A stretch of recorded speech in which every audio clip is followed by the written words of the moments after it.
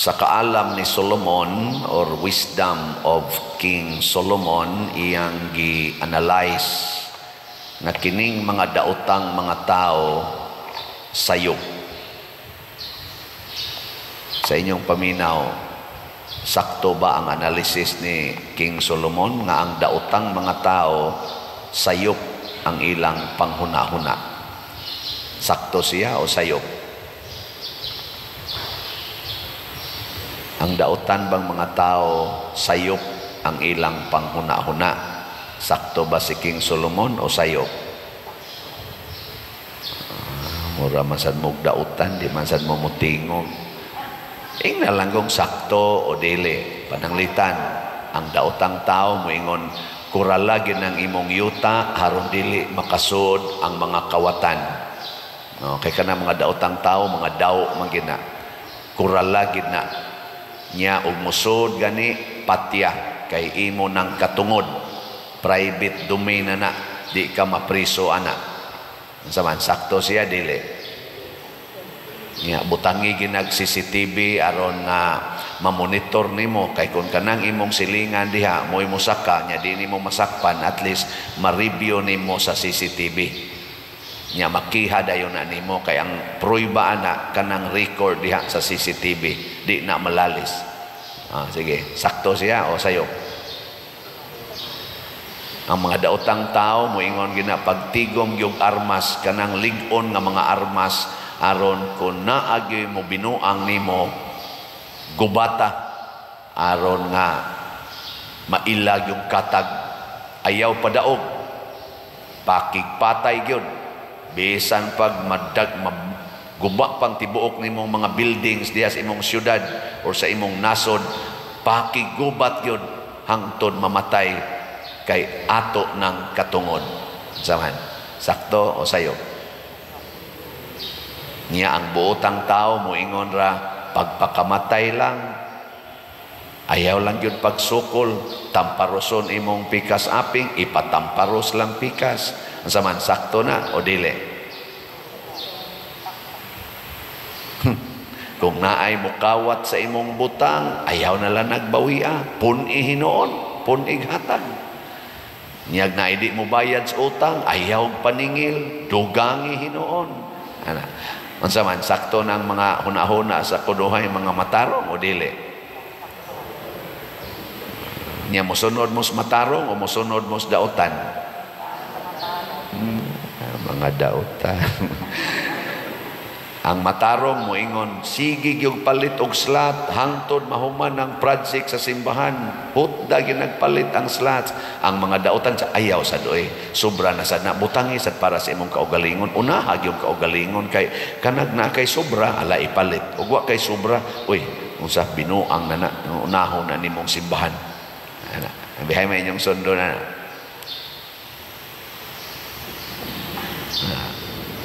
Guban ang imong balay kay nakaali na sa daan. Moingon man ang mga matarong, guban ang imong balay kanang imong tindahan, guban na. Abisan kanang imong balay nga nakaali sa kumbinto. Guban na. Ana. Niya moingon sa mga daotan, ha? Nayabag ka diha, may magsilay gahimo ana. Imo guna. Imo gunang katungod, nganong imo nang gubon. Panginabuhi guna nimo. Nganong imo man ang usbon. Oh, anak, hay may inyong sundo na. Na, kaduko-duko na. Unsaon man nato pag-ila nga ang atong desisyon bunga sa panghuna-huna sa taong daotan o kaha bunga sa panghuna-huna sa taong matarong. Unsaon man ang taong daotan maghimog desisyon nga makaayo ra gyud sa iyang kaugalingon.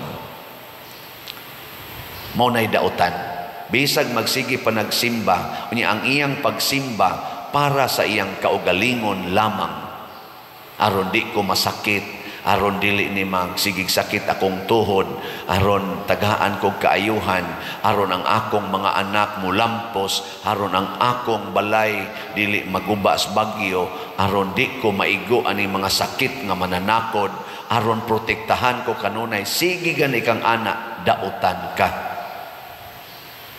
Oh.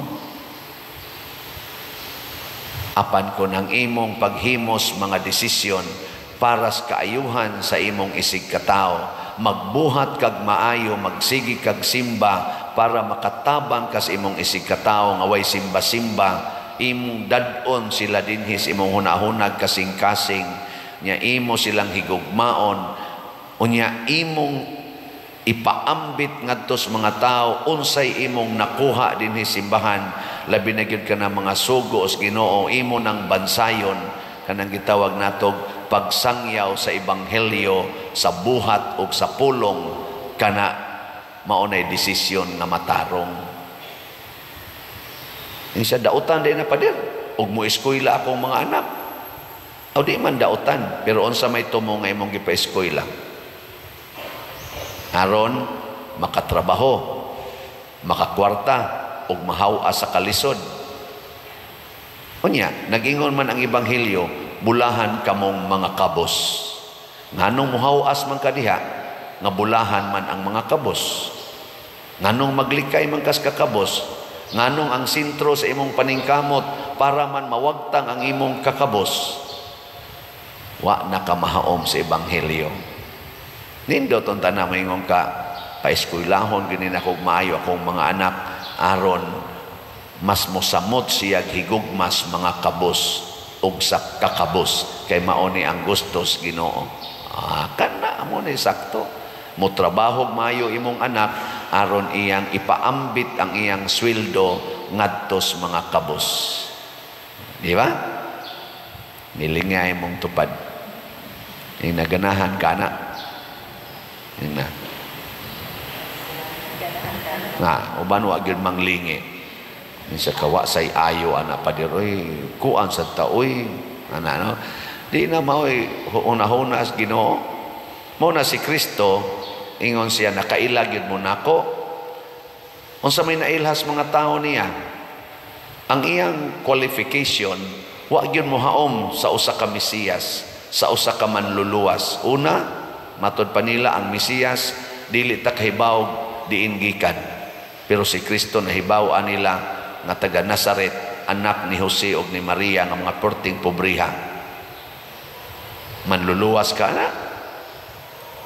Nya gibana-bana sa mga propeta nga ang Mesiyas adto matao sa Judea tungod kay sakop siya sa banay ni Hari David. Nya si Jesus nailhan nga didto sa Galilea. Nya nihaom ka na. Ana. Muna ingon si Jesus, kailagi na mo, diin ko gikan. Pasabot ni Jesus di ay, ang Ginoo, ang manluluwas, bisan asa na Asya. Ang problema lang, og dili ta kamaong mo recognize sa iyang presensya. Bisan dihas imong CR, bisan dihas imong higdaanan, bisan diha sa labing buangon nimong silingan, naa diha ang manluluwas. O kamao lang yung kang mo recognize sa iyang presensya. Diyon saon man pag-recognize nimo sa Ginoo diha sa imong higdaanan. Diba mo? Kaya kita rabab, ighigda, gusto yung makatug. Nyag dili gani makatug, mag-alindasay. Ginoo, pakatulga in taon ko. Ginoo, pakatulga in taon. Ana. Nyag di gani katug, Ginoo nganong imong kong kitagaag insomnia. Tagaan pag insomnia, siya rin ito hinungdan nag-insomnia, kaya sige gunahunaan ng mga kwarta, mga utang, mga unsa pa na diha, mga problema.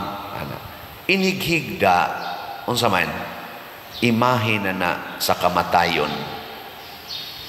Mahinumdom unta kang ang Ginoo mihigda sa iyang lubnganan, nga kitang tanan mo higda gyud sa atong lubnganan, nga duna gid tay katapusan. Unya ayaw nagkabalaka sa mga butang sa kalibutan, inighigda nimo, kay wa nay siguro makamata pa ka. Bitaw. Ayaw na baunas imong higdaanan ang imong problema. At tubangan na lang sa niya na kung makamata pa ka. Pasalamat sa Ginoo nga nahuman ang imong adlaw nya ing na dayon Ginoo ihatag ang kalinaw sa imong sulugoon nga mopahulay na. Ana. Nya wa na ka. Inigkalimot na nimo. Wa na. Ginoo na nagbuot nimo. Kisa pa may gabuot ni mong muhangos pa ba ka, mulihok pa ba ng imong atay, mulihok pa ba ng imong kasing-kasing, mulihok pa ba ng imong dugo, mulihok pa ba ng imong baga. Wa na kay kalibutan. Your world is now silent. Wa na kay kalibutan. Ang Ginoo na'y nag-handle nimo. Unang ang among prayer, nagitudlo namong mga pare, mausad ta na inyo, kanang prayer ni Simeon, Lord, let your servant go in peace or rest in peace. Into your hands, Lord, I commend my spirit. Sa imong mga kamot, itugyan ko ang akong espiritu. Pwede sa inon, sa imong mga kamot, itugyan ko ang akong kaugalingon. Amen. Ato, ka, huwag tang ng imong insomnia. Lagi. Ako, inighigda na ko, layo ra gyud kayo ng 3 ka minutos, hagok na ko. Pero maghuna-huna gani ko, kanus mahalin ang slot, kanus kaning mahalin. Sus, mahurot baka ni, hapit na rabang pista. Hapit na rabang pista. Uy, ang katong akong gisugo, natuman baka to. Muabot talaga adlaw, di ko katong. Bitaw.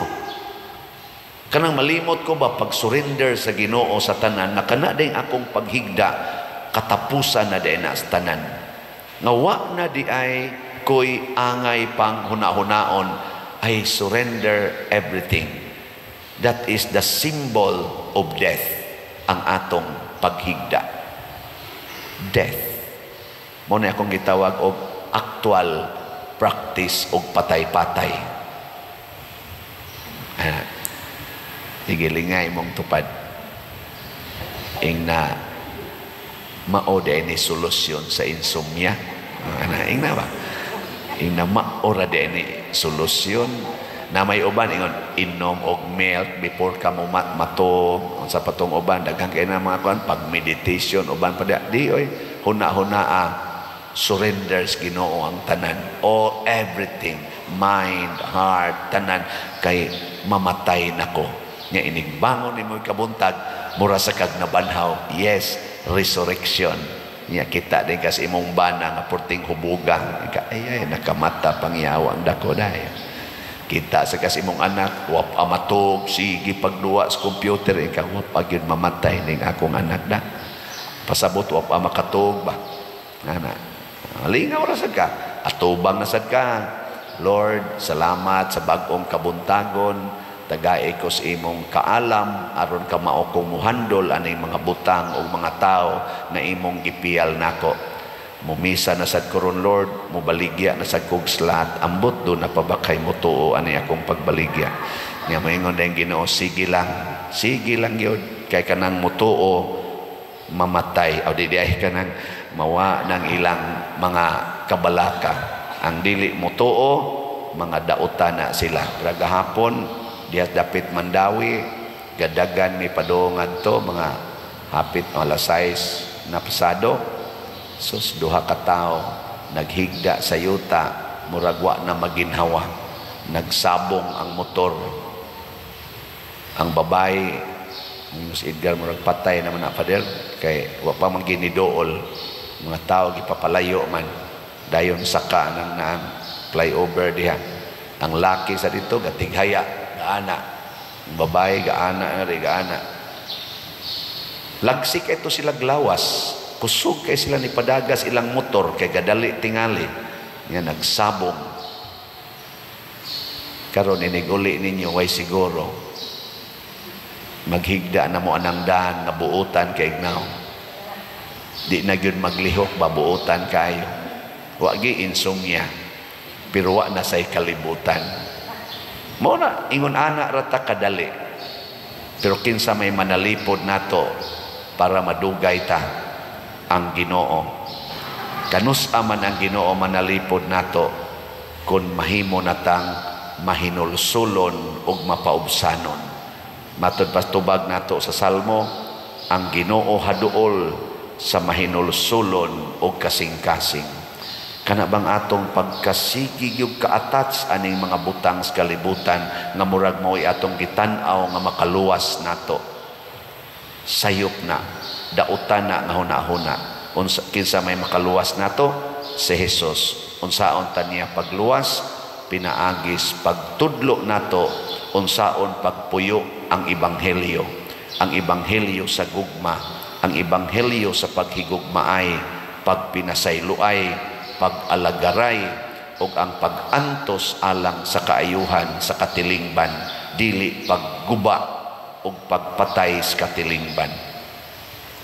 Katubit ang ato makinaraang mga buhat, daghan kay ato nga full of wisdom. Karon gisapawan na nis mga scientific o sa mga modernong pamaagi. Muna karong pista pohon, unang Sabado sa atong nobinaryo, sa una nag-Christian disco man ta ato. Karon ato na nang giingon baili sa tibuok parokya.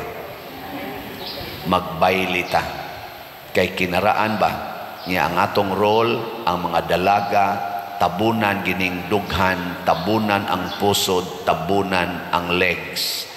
Di ka kaso diha og wa na nimo tabuni. Kay karon anas mga diskuhan, giablihan ang dughan, gitungtungan na lagamay kaayo. Ang pusod porting kitaa, ang pari nagpanilap na punan pagiskigol nga gisamaran pagidiri ang short nga porting mubua, malipong ng pari og tan-aw. Tabuni na ninyo, tabuni. Nya mo apil mo sa atong baile. Ana no? Ang ato sang sayaw wa sad nang kidlap-kidlap nga suga nga murag hapit di maklaro kinsa ning mga yawaang nanayaw. Siga ang suga, nangita patarog mga Petromax, naabaroy mga Petromax atong gamiton.